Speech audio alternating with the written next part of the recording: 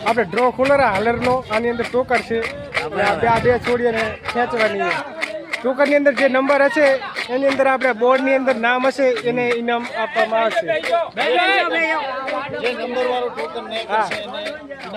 જે નંબર નું ટોકર ને કરશે એનું નામ જોશું